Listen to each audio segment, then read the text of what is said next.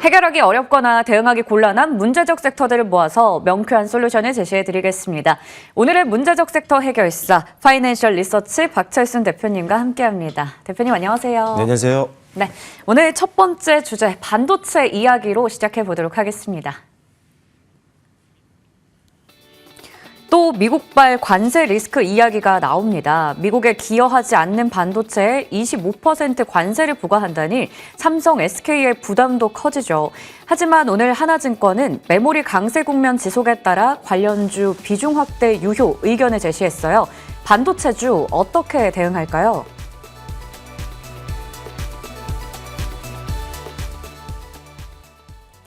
네, 지난주에도 이야기 나왔던 거 대만 쪽에 먼저 거의 무관세에 가까운 이야기가 나왔습니다. TSMC가 미국 쪽에 공장을 추가로 증설하면서 이런 빅딜이 나온 건데요. 이렇게 된다면 우리나라에게는 상당히 뭔가 감당하기 어려운 투자에 대한 압박이 있지 않을까 걱정이 됩니다. 국내 반도체 쪽 대응 어떻게 해야 될까요? 네, 일단은 지금 말씀해 주신 것처럼 TSMC가 이제 원래 공장을 증설 및 예정되어 있는 것들이 한 6개 정도가 있었는데 거기에 추가로 5개를 더 증설하겠다라고 상당히 지금 미국 현지에 굉장히 강한 투자를 지금 집행을 하려고 예약을 하고 있는 상황입니다. 그러다 보니까 이제 미국에서 이제 관세를 거의 면제받는 수준까지 기대를 하고 있는 건데 사실 우리나라 같은 경우도 물론 지금 건설을 하고 있죠. 삼성전자와 SK하이닉스 같은 경우도 현지 진출을 통해서 관세 부담을 좀 줄이기 위해서 이미 이제 투자를 집행을 하고 있는 상황인데 일단 삼성전자 같은 경우는 2030년도까지 텍사스주 테일러에다가 한 170억 달러를 원래 투자를 하려고 했다가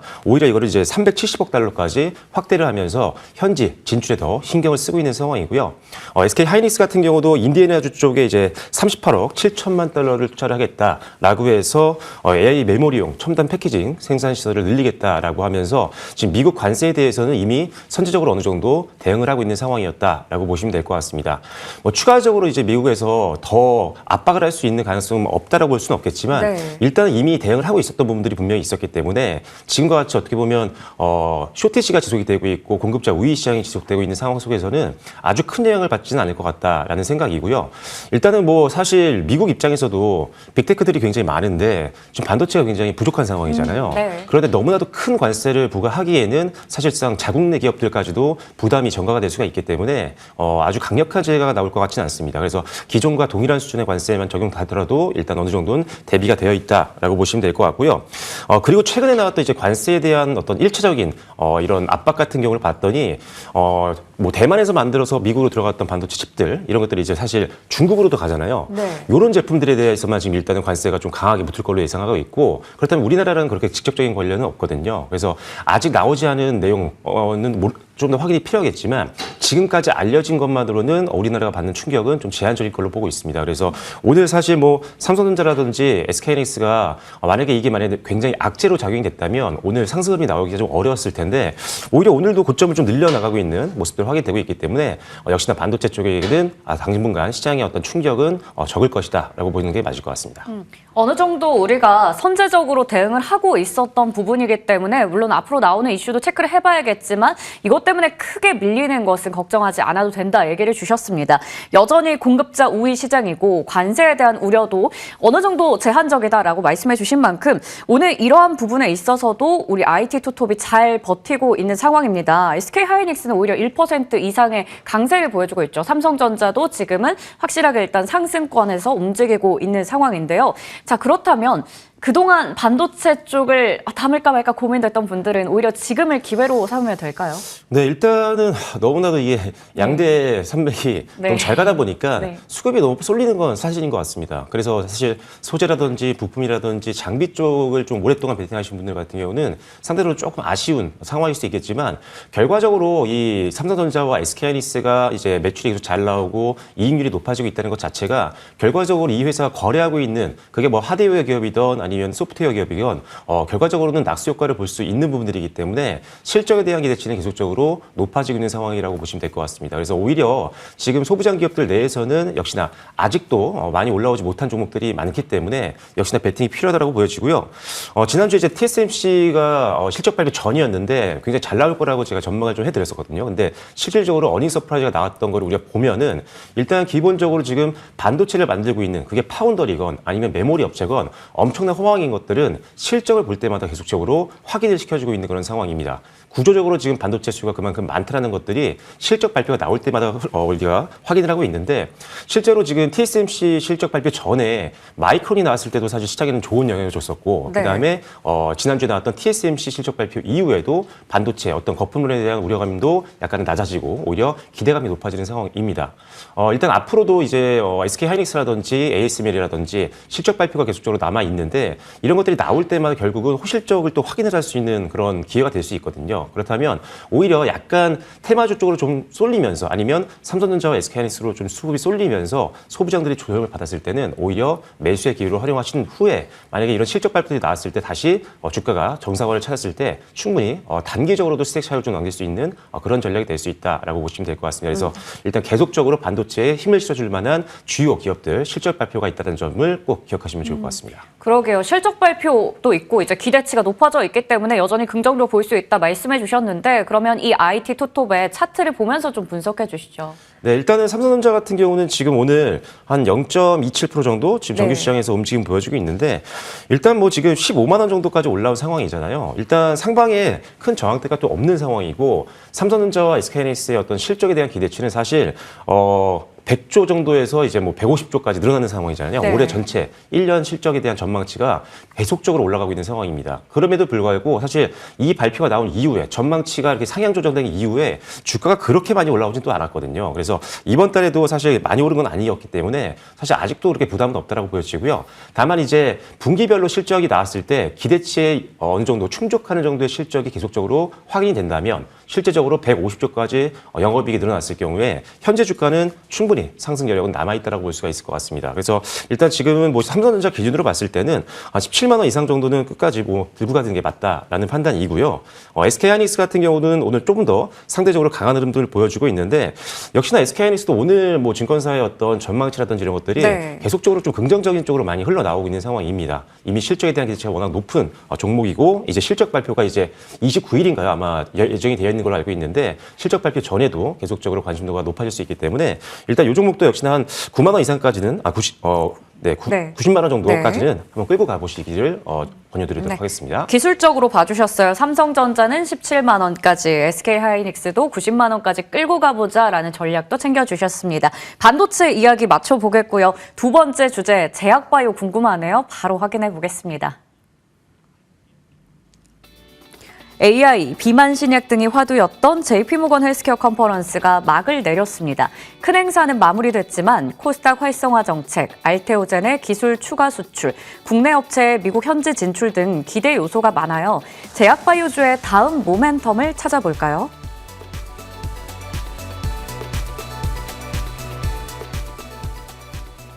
연초에 빅 이벤트가 CES 2016이랑 JP모건 헬스케어 컨퍼런스였거든요. 지난주에 있었는데 이 헬스케어 컨퍼런스 뭔가 좀 뜨뜻미지근하게 막을 내린 것 같아서요. 바이오주의 시세가 기대보다 좀 부진했던 것 같은데 그 이유가 뭘까요?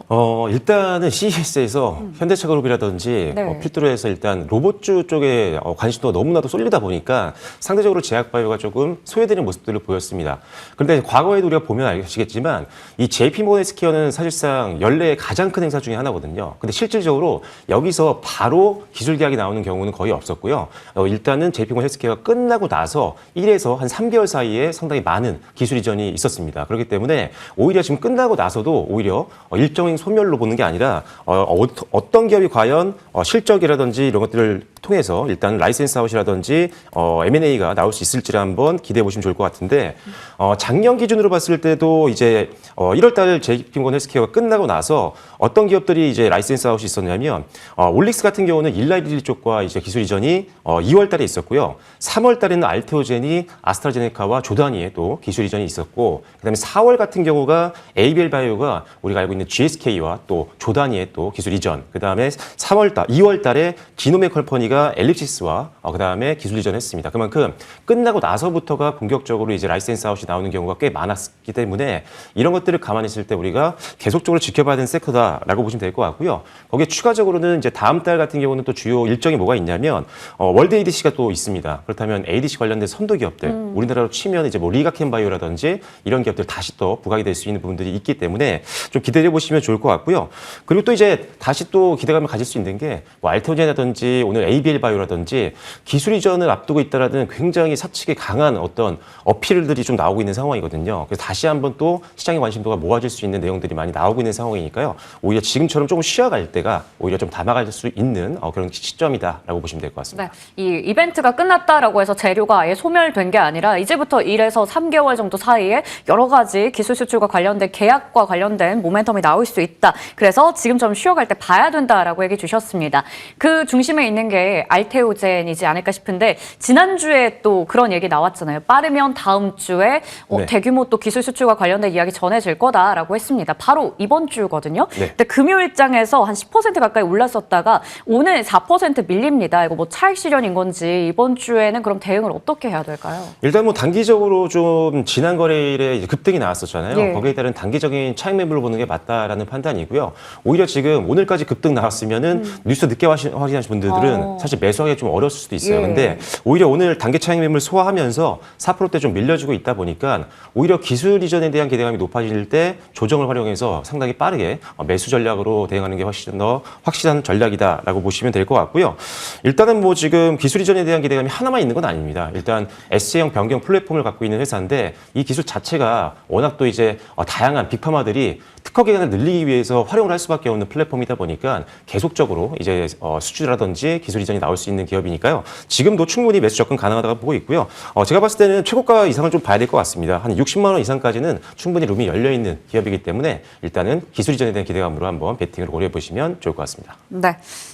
그러면요. 바이오주에 이제 향후에 여러 가지 기대할 모멘텀도 많은 만큼 우리가 이쪽 섹터를 눈여겨봐야 될 것 같습니다. 오늘의 탑픽 만나볼 차례인데요. 바로 답이 나온 것 같아서요. 네.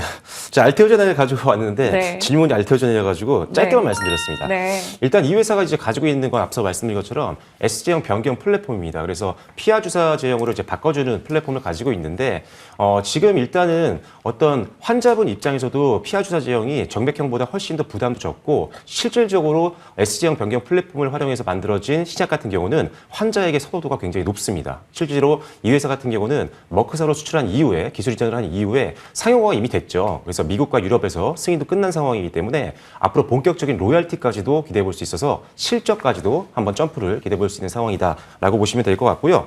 그다음에 이제 블록버스터급 약물을 또 추가적으로 계약할 걸로 예상하고 있습니다. 일단 확정되진 않았지만 그에 대한 내용들이 또 흘러나올 수 있다는 점 참고하시면 될 것 같고요. 그리고 이제 할로자임 쪽에서 특허를 계속 이제 머크사라는 파트너 쪽으로 특허 소송을 계속 하고 있는데 사실 이제 상용화가 되는 이제 신약들 같은 경우는 이런 특허 소송이 굉장히 비일비재합니다. 그래서 실질적으로 물질 반환만 없다라고 한다면 사측에서도 전혀 문제가 없는 기술이다라는 게 계속적으로 확인이 되고 있는 상황이기 때문에 오히려 지난번에도 이 일로 인해서 주가가 밀렸을 때 매수의 기회였죠. 그만큼 이제 이 약재는 어느 정도 반영이 된 상황이기 때문에 크게 걱정하실 필요는 없을 것 같다라고 말씀드리도록 하겠습니다. 네. 그러면 가격 전략 어디까지 보세요? 네, 조금 전에 언급 드렸었는데 일단 저는 60만 원 정도 선은 충분히 뚫어줄 수 있을 것 네. 같습니다. 그래서 일단 기술 이전 나온다면 뭐 60만 원 선이 그렇게 높은 가격대는 아니거든요. 일단 1차적인 목표가는 60만 원 제시해드리도록 하겠고요. 손절 라인은 급등 전 지난 거래일 시초가 부분입니다. 45만 원으로 제시해드리도록 하겠습니다. 네, 알테오젠 오늘의 탑픽입니다. 목표 주가는 60만 원, 손절가는 45만 원 설정해 주셨습니다. 이어서 한 종목 반도체 쪽에서 저희 AS 받아볼 게 있어요. 1월 5일에 말씀해 주셨던 PSK 홀딩스요. 벌써 최고가 기준 18% 이상의 상승률입니다. 최근 6거래일 연속 상승하고 있고 기관도 계속 담고 있어요. 더 올라갈 수 있을까요? 네, 일단은 PSK 홀딩스 단기 차트 보시면은 부담이 좀 되실 수가 있는데 이미 지난 10월 달 고점을 이제 돌파하고 그 위에 안착을 한 상황입니다. 그래서 종가 기준은 최고가를 기록하고 있는 상황이고 과거 고점이었던 85,000원대까지도 아직 룸이 많이 열려 있는 상황이기 때문에 저는 오히려 전 고점을 뚫었던 지금 순간은 신규 매수도 가능하다고 보고 있습니다. 그래서 1차 목표가를 제가 원래 61,000원을 제시해드렸었는데 이제 다 왔거든요. 그래서 2차 목표가를 말씀드리는 게 맞을 것 같습니다. 그래서 2차 목표가로 7만 원 정도를 제시해드리도록 하겠습니다. 네. 지금 신규 매수도 가능하고요. 목표 주가 7만 원으로 상향 조정해 주셨습니다. AS까지 맞춰보겠고요. 지금까지 파이낸셜 리서치 박철순 대표님과 함께했습니다. 저희 성공 마감 전략 1부에서 준비한 순서는 여기까지입니다. 5,000피를 향해서 달려가고 있는 시장인데요. 성공 마감 전략 2부에서 더 자세한 전략 챙겨가겠습니다. 고맙습니다.